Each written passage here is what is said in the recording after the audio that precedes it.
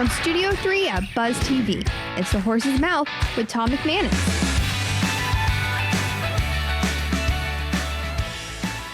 All right, welcome into another edition of The Horse's Mouth here at Tommy Mac's, of course, at my bar, where everybody is welcome. Brought to our friends at Dasher and Operation Barnabas. This time around, we're talking some books, we're talking some hotel licensing, a little track and field, luxury transportation, and printing, all in one show. Let's meet the panel. Andrew Nagorski is here. How are you, Andrew? Very good. Andrew, Thank good you, to see you. Good to see you. You're an author and a journalist. Yes. How long have you been doing that for? How long have you been a journalist Pretty for? much all my life. After college, I taught high school for 3 years, and then I started as a journalist at Newsweek in New York. Okay. And then became a foreign correspondent, bounced all over the world, Hong Kong, Moscow, Berlin, Rome.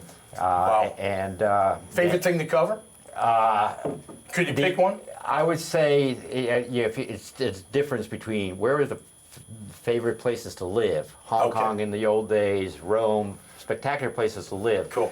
But the most interesting story, Moscow during the Cold War. Oh, wow. It was fascinating. It was difficult. You had all the usual KGB goons on your tail, but when you accomplished something, you felt really good. That's a movie right there. But they also kicked me out, so All they didn't much like my reporting. Tell us about your books real quick, Andrew, if you would, please. I've transitioned from mostly journalism to mostly writing books because during this time, I kept gathering stories of people, especially from World War II, its aftermath, what happened, and I was intrigued by the individual stories in each case. I bet. And my own family grew up in Poland. My parents grew up in Poland. They escaped during the war. Okay. And so these stories of what choices people made, how they got out or did not get out, always intrigued me. So I've written 8 books. These are the last 2. This Saving Freud, about Sigmund Freud, the famous psychoanalyst, who was an incredibly smart guy, but he hung around Vienna much too long until Hitler took it over. And this is a story of how he got out at the last minute, and an extraordinary group of friends who got him. Or I'm also interested in turning points, and I argue for instance, in this book, 1941. That this was the year that really the fate of World War II was decided, not 1945. Where can they find the books, Andrew? They can find them anywhere in your Amazon, bookstores, Amazon, and they are all in both hardcovers, in paperback, and ebooks. Great to have you on the show. Appreciate Thank you. it, man. Cathryn Porter-Gaitan is here from Blue Sky. Nice to see you, Mr. How are you? McManus. Tell us You're about my Blue idol. Sky. Oh, please. Well, I hate to say that, but let's do this. Oh, well, I thank you very much. Tell me about what you're doing with Blue Sky. Yes, sir.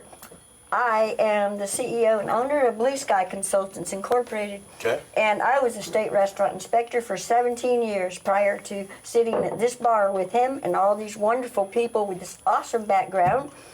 Each and every one here is a blessing to this city and this earth. There you go. And I would like to say that I am here to do service, public service to the public, because what I do is food safety, alcohol and beverage licensing. I do assistancing with licensing for all mobile units. I have recent activity with Mocha Nut and all their franchises. I have recent activity with lots of mobile units and lots of places like the Paul Rohan's place out at Palm Valley Fish Camp. I did him, and I've worked with all his staff and trained them on food safety training. Beautiful. And I work with everybody in the city. Very important. Food safety to the public's mouth. No doubt. Alcohol and beverage license assistance. But remember, HACCP is very important. Hazardous analysis. Critical control point trainings. Microbiology is so important. People don't understand. When I watch and observe and walk through a kitchen, I do an inspection in maybe an hour that takes people sometimes 30 minutes. However, I'm detailed. I'm educational as I go, and this is what is provided with a Christian-based company, which means I care. Great to have you on the show. Thank you. Keep up the good work, for sure. Sir. Vincent Brooks is here, Bishop Kennedy High School and River City Track Club. Track and field. Did you run track as a kid? Yes, I did. I actually ran track and played football. Nice, very nice. My brother actually played for the Washington Redskins. Okay, back in the day, so. Yeah, absolutely. How? What's your favorite event in track? Yeah, that's a good What did you question. specialize in? I love the relays. Okay. I love the relays. Yeah. So 4x1, 4x2. Great. I'm not a fan of the 4x4, but I'll run it. Tell us about the River City Track Club. Vince, what are you guys doing? So we are a group of coaches made up of Bishop Kenny and Bishop Snyder High School. Okay. Nice. So what we've done is we've come together, myself, head coaches, Coach James, Coach Austin, Coach Julio. We're the sprints relays coaches. Okay. Coach James and myself also coach jumps. And then we have Coach Bing and Coach Rich, who actually are the throws coaches. Okay. Awesome. So we're basically, we take anywhere from 4, 5 on up. We've got some post-collegiate athletes, and our, how can I put this? Our mentality is that everything starts with track and field. Okay. So, football. Yeah.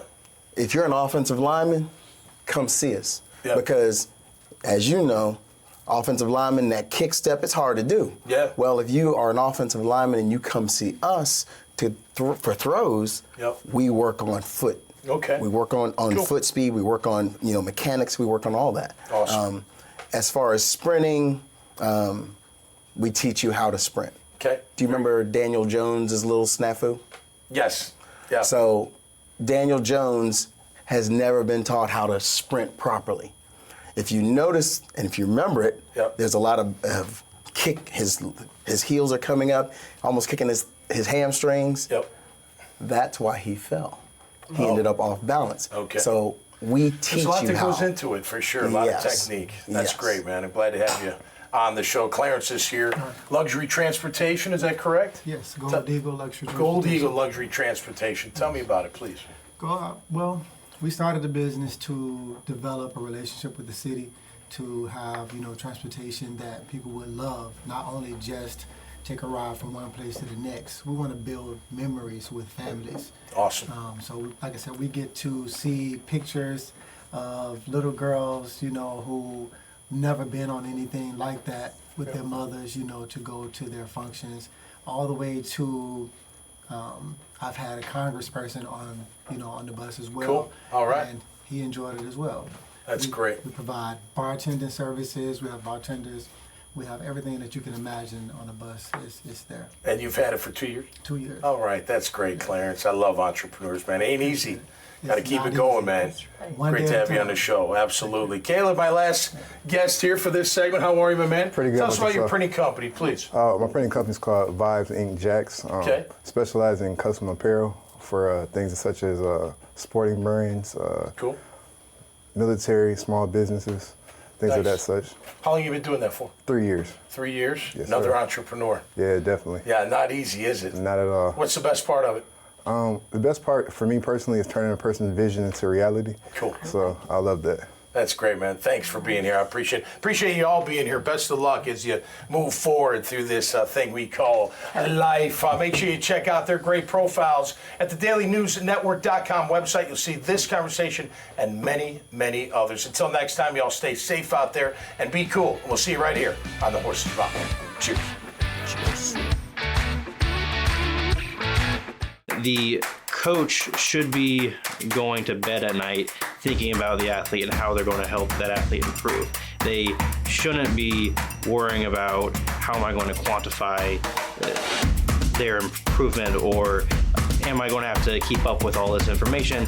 Those things that are kind of background to the coach focusing there on the athlete. And so what Dasher does is it takes all those side things away, allowing the coach to focus then on the athlete.